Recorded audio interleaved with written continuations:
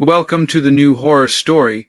Have you ever walked home late at night and felt like someone was right behind you? You tell yourself it's just your imagination, until the footsteps match yours, until the whispers follow you through the dark.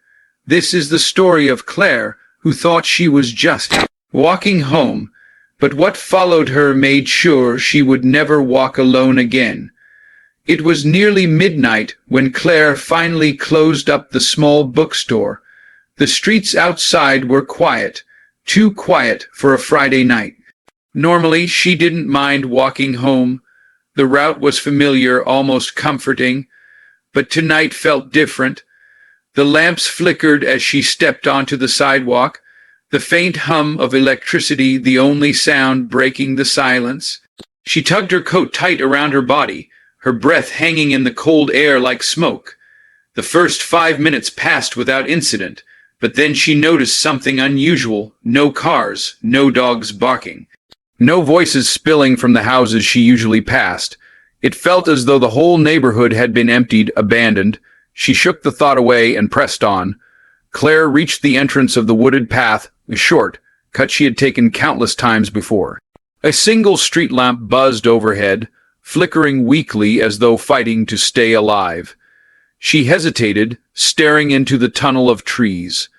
They swayed in the night breeze, their shadows stretching like crooked hands across the ground. She told herself not to be silly. It was just a path, just a walk, nothing more. But as soon as her foot touched the dirt trail, the air seemed to shift. It felt heavier, denser. The crunch of her boots echoed sharply against the silence. Too sharply. She stopped. Another crunch. Her head snapped around. Nothing but shadows. Claire's pulse quickened. She forced herself to keep moving, her pace quickening, but the sound followed. Each step she took was matched by another, just behind her. Her breath came shorter now. Her hands trembled as she reached for her phone. No signal, not here. She forced out a nervous laugh. Probably just my imagination. Then a voice, low, gravelly, carried on the wind. Don't stop walking. Claire's stomach dropped. She spun around, scanning the darkness. The trail was empty.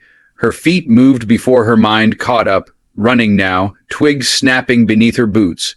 But the footsteps grew louder, faster, heavier. Hello, she screamed. Who's there? No answer. Just that same whisper again, this time closer. Don't stop walking. She broke free from the woods, stumbling onto the road.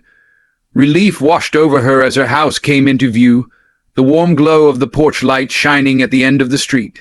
She slowed, her chest heaving, sweat beading on her forehead. Then she froze. Beneath the porch light stood a figure, tall, still, watching, its head tilted unnaturally like a broken puppet. Her legs locked in place. Every instinct screamed to run, but her body wouldn't obey. Behind her, the footsteps started again, slow, deliberate, coming closer. Claire's eyes darted back to the porch. The figure was gone. The light flickered. And then the screen door creaked open on its own. She bolted forward, sprinting up the street, her eyes locked on her front door. She didn't dare look back. She slammed the door shut behind her, locking every bolt, every chain. Her chest heaved as she pressed her back against the wood.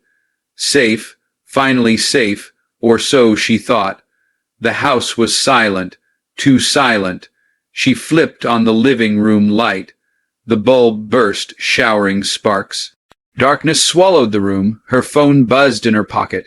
Relief surged as she pulled it out. A text message. Her blood froze. I told you not to stop walking. Her hands trembled as the screen glitched, flickering to static before shutting off completely. The floorboards above her groaned. Someone, something, was inside. She grabbed the nearest thing she could, a kitchen knife, and crept up the stairs, every step creaking under her weight. The hallway stretched before her, impossibly long, as though the house itself had changed. At the far end stood the same figure, motionless, its tilted head watching her. Her grip tightened on the knife. "Stay back," she screamed. The figure didn't move, didn't breathe, and then it wasn't at the end of the hall anymore. It was right in front of her. The whisper came again, inches from her ear. "You should have kept walking." The lights in the house all went out, and the screen went black. The same whisper crawled against Claire's ear. "You should have kept walking." The entire house went dark. In the silence, only her breathing could be heard. Suddenly, her phone lit up again. The camera app was open, but it wasn't showing her face. On the screen stood the shadow, right behind her. Claire tried to turn, but an icy hand clamped down hard on her shoulder. Her scream was swallowed by the darkness. The next morning, the neighbors were puzzled. Claire's house was locked from the inside, windows shut, door bolted, but inside only her phone remained. On its screen, the final message glowed: "You're not walking alone anymore."